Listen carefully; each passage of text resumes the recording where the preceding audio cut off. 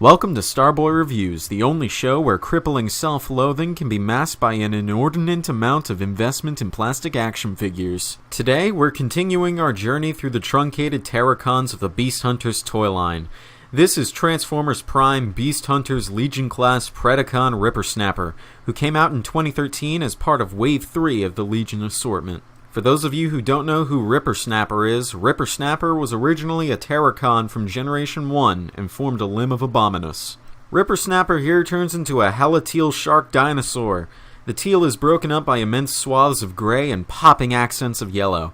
I really dig this color scheme. I also really adore the mighty hunchbacked curve going up the front half of the Beast mode.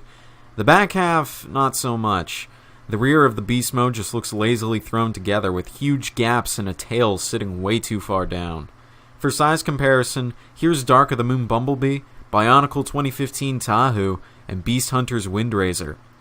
Rippersnapper's got some sick ball-jointed action at the hips, with which you can get some really outward-splayed poses, or you can make him do the I have to pee dance.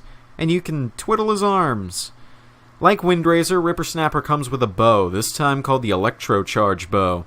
There aren't as many places to put it in this mode. There's a spot on each hip, and you can fit it in his mouth again. There's also a suspiciously placed recess on the beast's flank, but good luck getting any use out of it. Rippersnapper's transformation sequence is a lot more involved than Windraiser's, and is, in my opinion, the most involved transformation out of all of the Terracons, just narrowly beating out Blight. My favorite moment would have to be splitting and folding away the two halves of the shark head. I have to say, this robot is pretty damn good.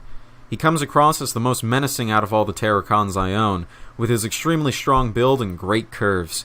However, it's a bit apparent he skipped leg day, since his legs are pretty weedy and overall messy. There's a definite foot silhouette there, it's just encased in a kaleidoscope of shark kibble. Other than that, I really think the robot mode suits him. Even the large backpack looks like some reverse shark fin, and I really dig it. For size comparison, here's Bumblebee, Tahu, and Windraiser. Rippersnapper is more posable in this mode than his shark mode, with a joint allowing for some upwards or downwards head movement, a superb shoulder ball joint coupled with a dedicated butterfly joint, ball jointed hips, and a really awkward knee joint. Seriously, the knee is set way too low on the leg, and I can't get much use out of it. That is, if the transformation joint is even intended to be a knee joint. Sharkboy here can now properly wield his electro-charge bow in his hand, though you can still use the ports on either shoulder. And due to the nature of his sculpting, there are two ports on the inside of his arm that allow for some more options, though I don't find much use in them. Rippersnapper is a very good Legion-sized figure. As much as I harp on his messy alternate mode and the messy legs in robot mode, he's still a very fun figure to handle.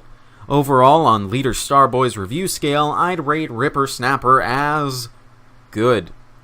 He's not my favorite of the Terracons, that being Windraiser, but he's still a very nice figure. This has been Leader Starboy. For my next review, what do you see? A butterfly?